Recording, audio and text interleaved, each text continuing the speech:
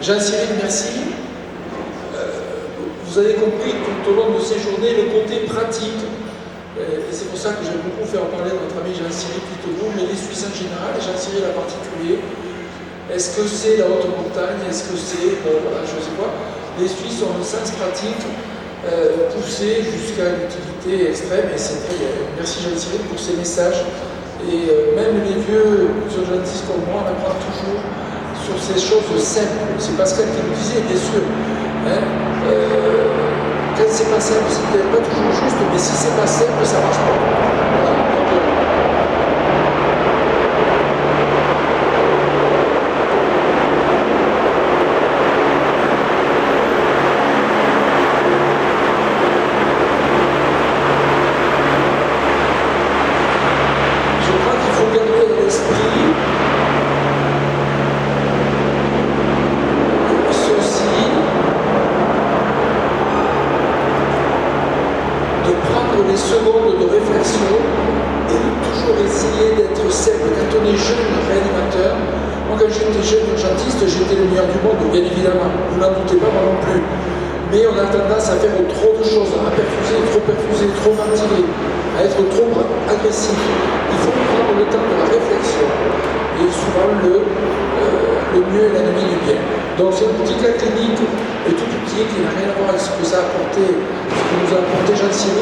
Mais c'est pour mettre en exergue dans un petit coin de France où il y a du bon vin.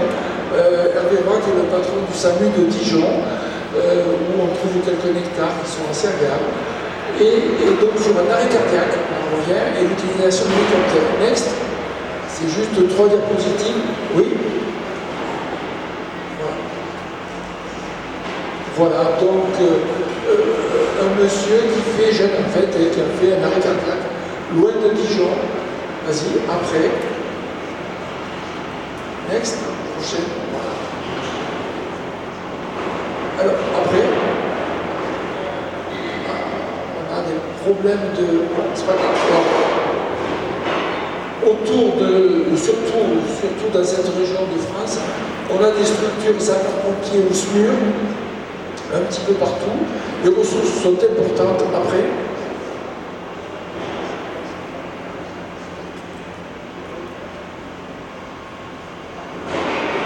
Voilà, je dis, il y a des pompiers, il y a des SAMU, il y a des SMUR, tout au moins, notamment la ville de Montbard, qui est une des villes en France qui a été pionnière dans la prise en charge d'arrêt cardiaque, et notamment dans la mise en place de défibrillateurs un petit peu à tous les coins de rue. Quand je vous ai parlé de la bicarbe tout à l'heure, bien évidemment, si ce malade doit être défibrilé, il faut commencer par le défibriller. Et en fait, ce monsieur de 50 ans a fait l'arrêt cardiaque.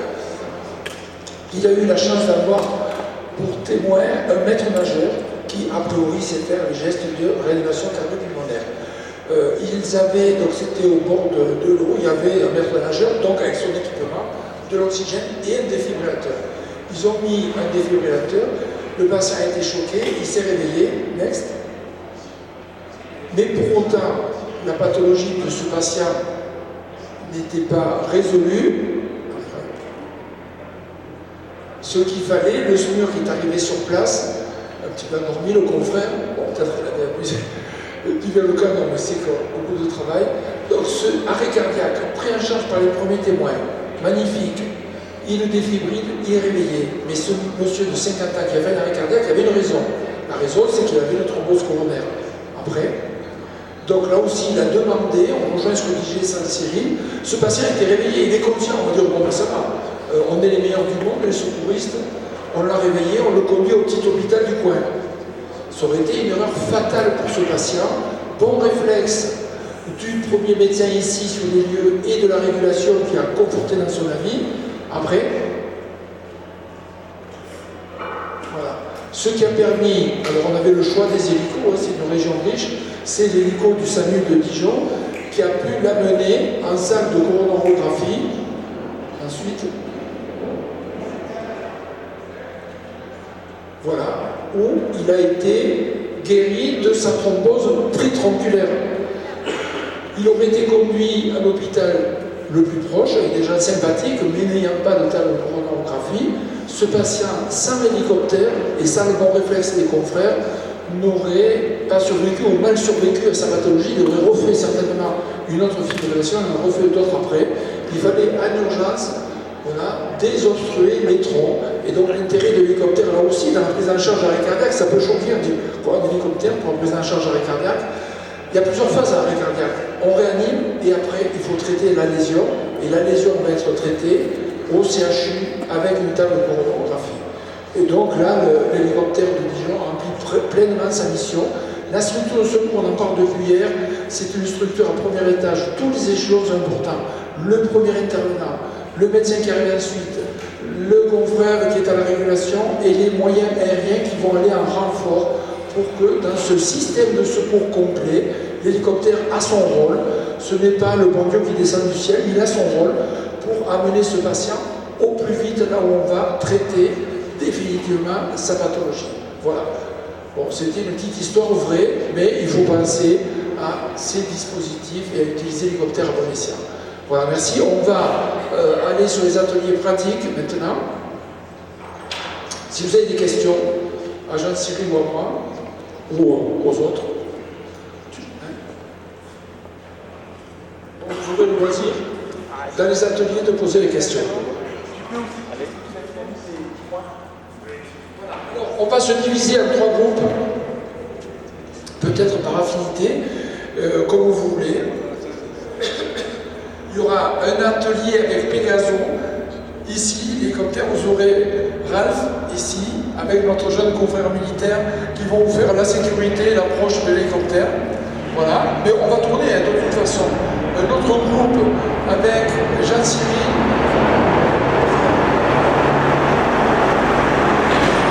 et Jean-Pierre, on va travailler dans l'hélicoptère.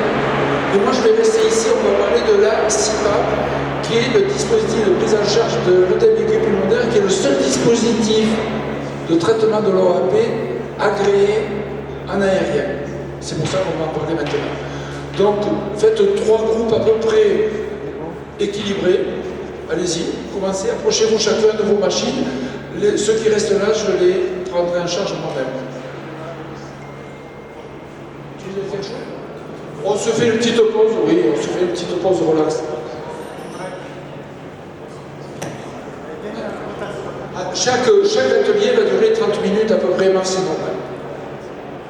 30 minutes, voilà.